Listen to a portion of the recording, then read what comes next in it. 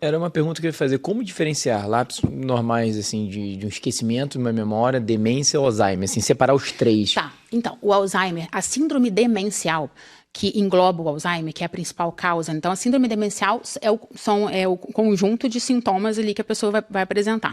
Que é o quê? Uma alteração neurodegenerativa, ou seja, o cérebro tá com alterações estruturais ali que são progressivas, não tem cura até então, a gente não tem nenhuma cura para o Alzheimer, né? Algum remédio curativo. E isso vai acontecendo, roubando a sua capacidade cognitiva. O que é a capacidade cognitiva? Não é só a memória, né? A memória faz parte também da cognição, mas a cognição também faz parte da função executiva, que é a nossa capacidade de organizar e realmente resolver um problema. Então, por exemplo, eu falo com os pacientes, vamos fazer uma feijoada domingo. Como que você organiza isso? Você sabe que antes você vai ter que ir no mercado, comprar carne, dessalgar a carne, né, comprar a quantidade que você vai receber de vida. Essa organização toda é a função executiva. A pessoa com Alzheimer, ela perde. Ela não consegue mais organizar aquilo, saber que ela tem que ir no mercado antes, a quantidade que ela tem que comprar. Então, vamos ir num casamento no sábado. A gente sabe que tem que alugar o vestido, né, preparar, marcar cabelo e tal. Você não pode chegar meia hora antes do casamento e colocar qualquer roupa. Então, a pessoa vai perdendo esse filtro, essa noção de qual roupa vai colocar em cada ambiente, vai perdendo a linguagem, a capacidade de fala, então vai esquecendo muito palavras. Então, ela se perde, ele troca palavras e fala assim, aquela fruta que é vermelha por dentro e verde por fora, porque esquece realmente a palavra. Então, o discurso fica vazio, às vezes. Então, a pessoa perde... Tá num ambiente familiar, geralmente no início do Alzheimer a pessoa tem consciência que aquilo está acontecendo. Então, geralmente ela se afasta, vem junto uma apatia porque ela tem noção que ela não está conseguindo mais acompanhar uma conversa de família, por exemplo. Então, ela fica quieta. Então, ela fica quieta. Pula para depressão, né? Isso, tende a se isolar, tende a não querer sair de casa porque ela tem medo de passar vergonha. Ou muitas vezes os familiares falam... Poxa, mãe, eu não vou te perguntar isso de novo. Pô, de novo, já te falei isso, hein? E aí, de uma forma grosseira, imagina, a pessoa tem noção daquela falha dela e aquilo vai deixando, então faz o quê? Ela vai ficar embotada, ela vai deixar de perguntar para não passar vergonha, vai querer não vai se afundando mais ainda, então, porque não vai fazer o neuroplasticina treinando ali. E é muito comum a depressão junto com o diagnóstico de demência. A gente sempre trata como se fosse uma depressão, sem ter certeza que é uma depressão, porque às vezes é difícil você saber se é uma depressão ou se é o início de Alzheimer, mas na dúvida a gente trata, faz um teste terapêutico, ver se tem alguma melhora. Se for do Alzheimer, não vai melhorar, né? Mas, ao mesmo tempo, se for uma depressão, porque a depressão traz também a alteração de memória. Então, às vezes é confundido, né? Existe a pseudodemência, que é da depressão. Então, pode levar esse diagnóstico que a gente, fazendo antidepressivo, a pessoa melhora e volta a recuperar a memória, né? Agora, existe até deixar a mensagem aqui, que é um papel fundamental de quem acompanha as pessoas. Porque, às vezes, as pessoas entram... Ou seja, é um podcast importante para quem tem 40, 50 anos, já para evitar, e ao mesmo tempo para quem vive com os mais idosos. Isso, que os às vezes, pais, né, e para os próprios pacientes. Isso, que o cuidador, ou seja, quem está ali do lado, que começa a perceber, né? Isso, quem está ali do lado começa a perceber. Precisa, e tem, as pessoas têm, com essa ideia do envelhecimento, não, é normal, está envelhecendo, é normal esquecer, é normal. É muito comum, vocês não têm ideia de como, quando chega Às vezes eu faço o diagnóstico de demência, do paciente entrando no consultório, já fiz o diagnóstico de demência. Você percebe, aí a pessoa começa a passar a anamnese toda e fala, realmente, é um diagnóstico de demência. Aí eu falo, mas como? Mas por que ela tá? Aí a pergunta que eu falo, se você viajar para o Canadá agora, passar 2 meses no Canadá, e seu pai ficar sozinho em casa, ele vai precisar fazer compra, ou mesmo que ele não consiga ir, ele vai ter que ligar para o Rappi, ou ele vai ter que mandar a funcionária ir para o mercado e fazer a lista de compra, organizar o que vai comer, a conta vai vencer, ele vai ter que ir no banco sacar dinheiro, ou transferir. Ele tem essa capacidade? Não, se eu sumir 1 mês, meu pai morre.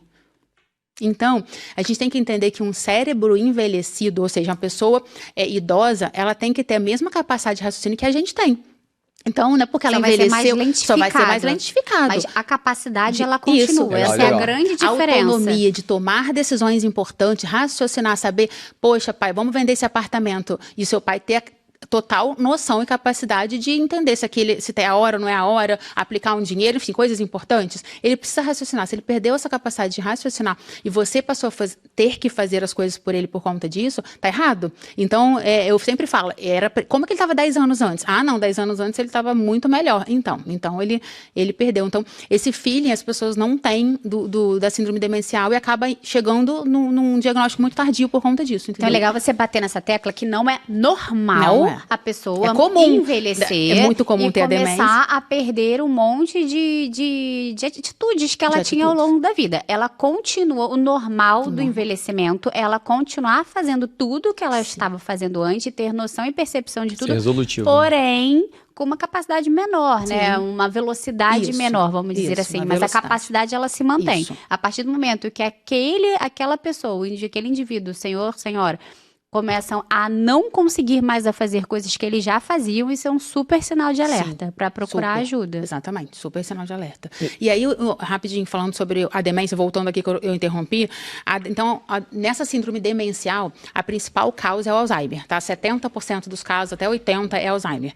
Os outros casos, demência vascular, que é causada por microinfartos cerebrais, hipertensão ao longo da vida, diabetes ao longo da vida, que vai formando micro-AVCs ao longo da vida, que ao longo da vida não tem sintoma, mas que quando chega na idade de 70, 80 anos, aquilo tudo acumulou, a gente vê lá a microangiopatia, a gliose, e aquilo tudo morreu o neurônio e vai causar. Então, a vascular é a segunda maior causa. Aí tem também doença de Levy, frontotemporal, por Parkinson também, então são as outras causas, mas todas são uma síndrome demencial, entende?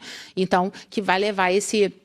E aí, por que a gente precisa ter medo? Eu falo que eu gosto muito de estudar. Na minha residência de geriatria, eu passei os 2 anos no ambulatório de neurologia, no ambulatório de demência, porque eu gosto muito desse tema, porque eu acho que quando a doença que a gente mais tem medo, a gente mais estuda, não é isso? Pelo menos comigo é isso. Então, sempre foi a demência, sempre foi, para mim, a pior doença que tem.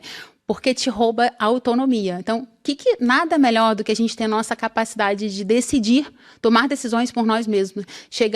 Eu falo que sempre o corpo é muito importante, a independência de a gente andar, tudo isso. Mas mais importante ainda do que andar é ter a cabeça boa e você tomar suas decisões. Porque, imagina, chegar no final da vida e você ser...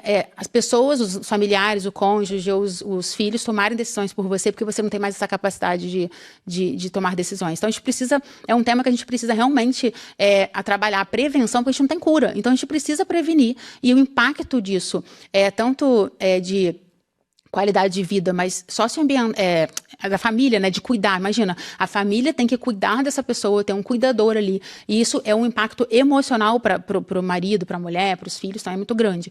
E aí o Alzheimer, então, essa é muito... Hoje a gente tem, em média, 50 a 60 milhões de idosos com Alzheimer no mundo.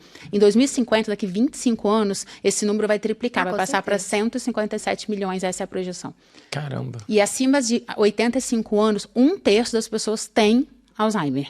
Isso vai aumentar. Pensar, então, que o principal fator de risco para demência é a idade.